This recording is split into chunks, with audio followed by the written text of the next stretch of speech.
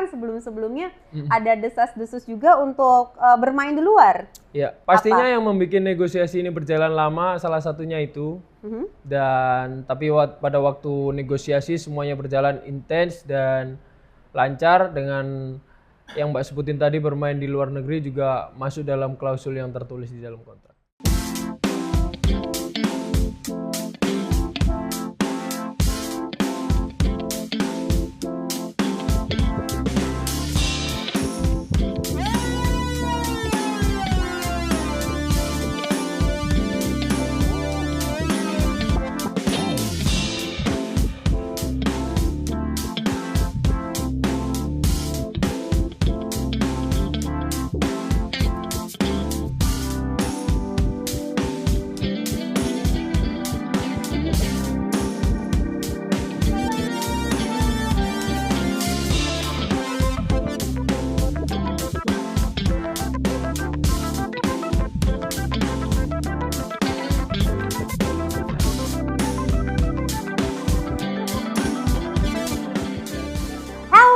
Wah, hari ini spesial banget. Pertama kalinya nih Angie ketemu sama kalian. Salam kenal semuanya ya. Aku Angie Ang. Hari ini Angie sudah kedatangan bintang tamu di sini. Pastinya dia adalah pemain kebanggaan Indonesia, apalagi untuk Persija. Langsung dilihatin dong. Ini ada Rizky Ridho yang udah hadir di sini mau ngobrol-ngobrol. Apalagi nih kabar baiknya baru aja memperpanjang kontrak ya sama Persija untuk 3 tahun ke depan ya? 3 tahun ke depan. Oh, padahal ini udah tahun kedua bersama dengan Persija.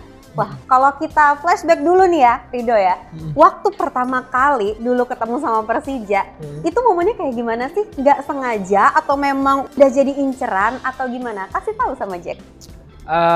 Dulu 6 bulan sebelum kontrak saya habis sama tim sebelumnya, saya bisa bebas berkomunikasi dengan tim-tim lain. Dan yang paling serius pada saat itu Persija, dan dengan segala pertimbangan dan restu orang tua akhirnya saya memilih untuk sign bareng Persija.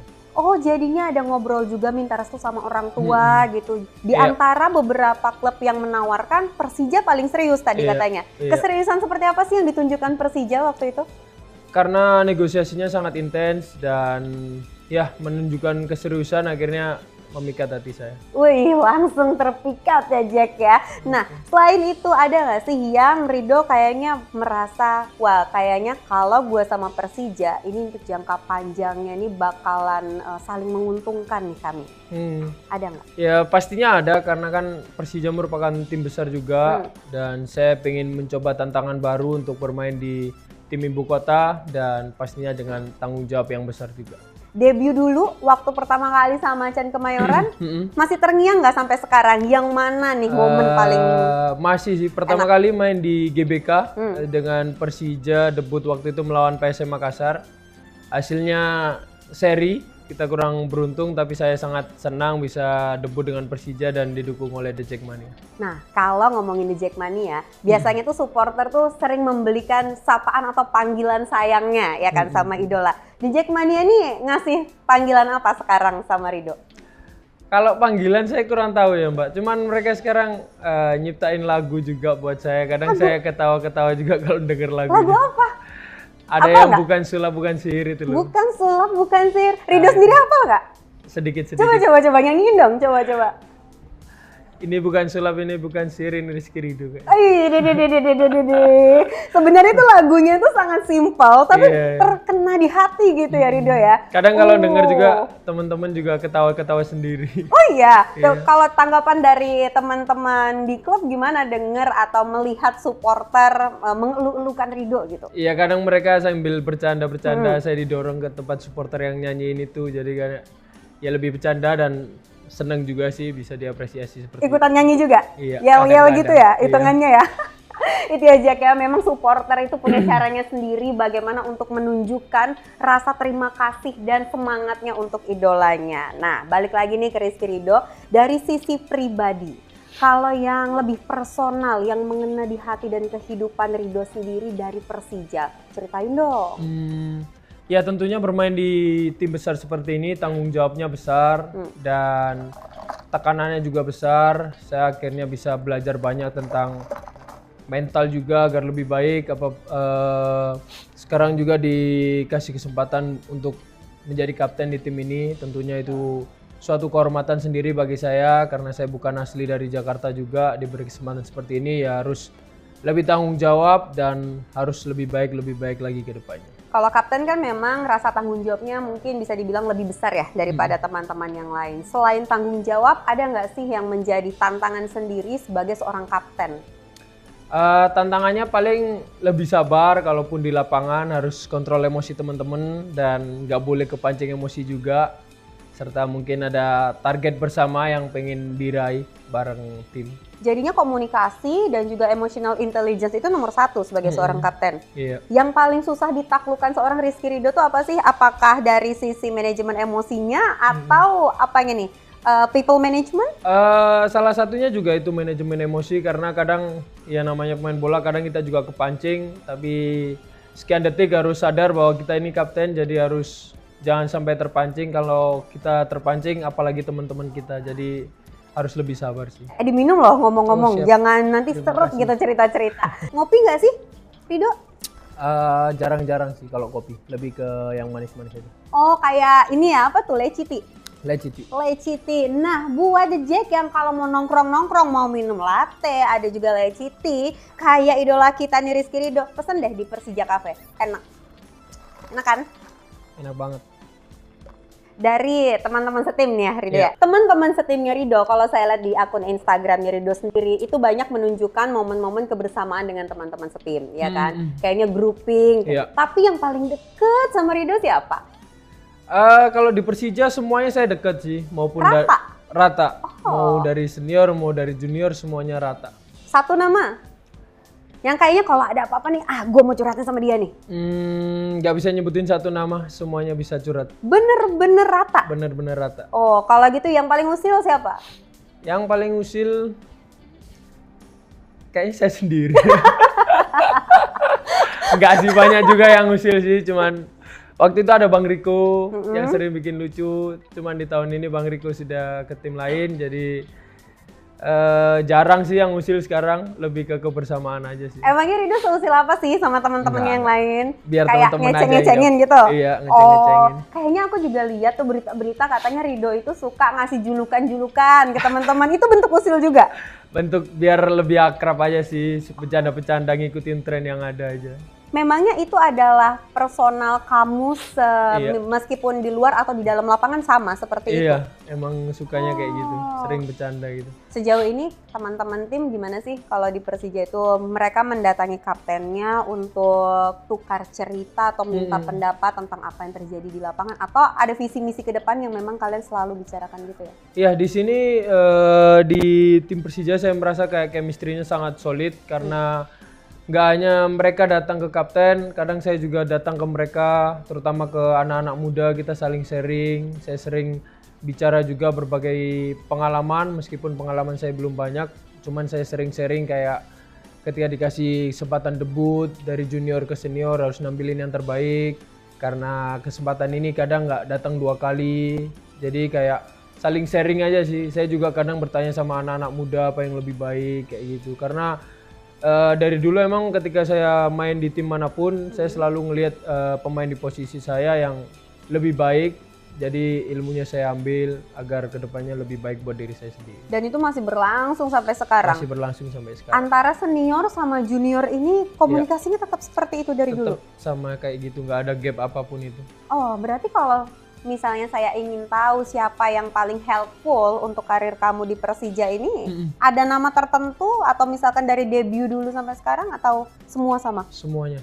Wah, dari tadi ya, Jack ya. Kayaknya kalau ngomong sama Ridho tuh semuanya punya porsi yang sama. Iya. Ya, baik itu di dalam, di luar lapangan, di hatinya Ridho tuh semua mendapatkan porsi yang sama. Tapi di mata mereka untuk porsi seorang Rizky Ridho gimana di kehidupan mereka biasanya cerita-ceritanya? Gak tahu. Tapi kalau ngelihat gimana akrabnya dari top 10 ini kepada teman-teman timnya, aku yakin pasti Rizky Ridho ini punya tempat sendiri, apalagi tadi udah bilang usil-usil juga ini katanya ya. Anyway, kita ngomongin lagi tentang kontrak yang tadi sempat disebut di awal. 2 tahun berlalu, lalu sekarang ini sign untuk 3 tahun ya? 3 tahun. Itu akan kebetulan 100 tahunnya ini ya? Persija juga ya? Kalau ngomong positif, ini pasti positif. Tapi ada pressure nggak sih? Pastinya ada pressure dan tantangan tersendiri. Karena saya sendiri juga suka dengan tantangan tersebut dan pressure tersebut. Dan yang pasti dengan perpanjang kontrak ini sudah ada komunikasi dari keluarga juga. Dan sekarang saya sudah berkeluarga dengan istri saya. Jadi saya minta restu juga kepada istri dan keluarga dan mereka selalu mendukung apa yang menjadi keputusan saya. Berkaitan dengan itu, porsi keluarga, kalau sebelumnya orang tua sekarang ditambah dengan istri. Congratulations anyway. Terima kasih. Baru aja melangsungkan pernikahan di bulan Juni ya kalau nggak salah ya? Iya. Udah bisa sombong. Udah bisa ngasih jari yang ada di tangan kanan. Nah, dari 100% keputusan yang diambil oleh Rizky Ridho, berapa persen itu ada sangkut pautnya sama keluarga yang mempengaruhi? Kalau keputusan sendiri tentunya penting juga pendapat dari keluarga karena saya selalu dari dulu mementingkan masukan dari keluarga serta orang-orang terdekat saya agar lebih baiknya gimana ke depannya dan ya keputusan ini saya ambil 100% dari diri saya juga. Tidak ada keraguan kah waktu ditawarin gitu awalnya gimana nih untuk perpanjang? Karena kan sebelum-sebelumnya ada desas-desus juga untuk bermain di luar. Iya. Pastinya yang membuat negosiasi ini berjalan lama salah satunya itu. Dan tapi pada waktu negosiasi semuanya berjalan intens dan lancar dengan yang Mbak sebutin tadi bermain di luar negeri juga masuk dalam klausul yang tertulis di dalam kontrak. Oh, berarti termasuk dalam klausul itu. Karena kan banyak juga ya, kayak mungkin bisa dibilang pressure lah ya dari supporter juga gitu, penikmat pecinta sepak bola bahwa kayaknya saya baca tuh di threads. Katanya Rizky Ridho ini harusnya udah main di luar aja gitu. Nah, pertimbangannya seperti apa sih Ridho untuk bermain di luar itu? Ya, saya sangat berterima kasih kepada orang-orang yang selalu mensupport saya, yang ingin saya selalu berkembang. Dan yang saya sampaikan juga pada waktu itu saya menghargai kontrak dengan Persija dan ketika tawaran perpanjang itu ada dengan klausul saya bisa bermain di luar negeri, ya itu patut saya pertimbangkan juga sih. Karena kan itu ada kesempatan juga agar saya bisa bermain di luar negeri. Oke, ngomongin mimpi jangka panjang, mimpi seorang Rizky Ridho apa nih di dunia sepak bola? Bisa juara dengan tim saya sendiri. Tim saya sekarang dengan Persija. Oke, berarti untuk jangka panjang ya? Untuk jangka panjang. Dari Persija sendiri nih, selain tadi kita udah ngobrolin teman-teman satu tim, lalu tadi udah ada supporter keluarga, ada nggak faktor-faktor lain yang kayaknya membuat Ridho nih cinta lah sama Persija? Pelatih misalnya, atau teman-teman di sini nih yang dari tadi nonton-nonton ini kayaknya akrab gitu kalian. Gimana Ridho? Semua elemen sangat membantu saya selama saya dari pertama saya datang sampai sekarang, mereka sangat menyambut saya dengan baik. Dari media, dari pelatih, dari official, dari pemain sendiri. Jadi saya merasa dianggap seperti keluarga baru di tim ini sih. Sangat cocok dengan Persija. Kalau saya tadi menyimpulkan Ridho ini orangnya itu yang menjunjung tinggi komunikasi ya. Bagaimana Ridho melihat komunikasi di luar dan di dalam lingkup pekerjaan terhadap teman-teman dari Persija? Normal-normal aja kita saling sering sharing, mungkin kalau di lapangan tentang bahas-bahas bola, dan di luar juga kadang sering sharing soal bola, tapi kadang juga sharing tentang pekerjaan mereka di luar bola seperti media-media. Jadi kayak saya kepo sharing-sharing gitu-gitunya juga, bukan cuma bola? Bukan juga bola. Emang kalau selain bola ngomongin apa sih di luar itu? Ya tanya kameranya harga berapa gitu. Maksudnya harga kamera. Oh sebenarnya ini kayak obrolan-obrolan ringan gitu ya? Ringan aja sih. Oh, saya bisa menyimpulkan ya Jack ya, jadinya Rizky Ridho ini adalah orang yang humble. Dia itu tidak egosentris gitu, dia juga bisa dibilang nge-treat lawan bicaranya seperti keluarga juga, bisa aku simpulin tadi ya. Wah luar biasa. Dan balik lagi kita tadi ngomongin kontrak yang nanti masih akan sampai tahun 2028. Untuk target tadi udah disebut sama Rizky Ridho. itu kan untuk jangka panjang. Sekarang kita ngomongin jangka pendek. Selama 3 tahun ini, apalagi 2025 udah mau habis. Ya. Langkah jangka pendeknya apa? Jangka pendeknya dengan kesempatan dikasih kontrak baru di Persija tentunya dari awal saya datang sampai sekarang mimpi saya cuma satu, membawa Persija makin berjaya dan bisa menjadi juara lagi. Dan semoga ada kesempatan juga agar bisa bermain di Asia. Ketika kita juara atau peringkat 1-2 kita bisa bermain di Asia juga dan bisa berjaya di sana. Dan agar lebih baik lah ke depannya bareng-bareng sama tim Persija. Dan sudahkah ada pembicaraan bersama dengan rekan-rekan setim apa visi kita dalam 3 tahun ini dan bagaimana misinya? Kalau visinya setiap tahun kan pemain silih berganti, tapi semua pemain yang datang pasti punya mimpi yang sama untuk membawa Persija juara. Pokoknya mimpinya sama, tinggal bagaimana ini tetap rekat gitu ya. Iya. Dan yang terakhir nih sebelum Enji mengakhiri ngobrol-ngobrol santai bersama dengan Rizky Ridho hari ini, untuk The Jack mau ngomong apa? Terima kasih dengan support selama saya ada di sini dari awal saya datang sampai sekarang.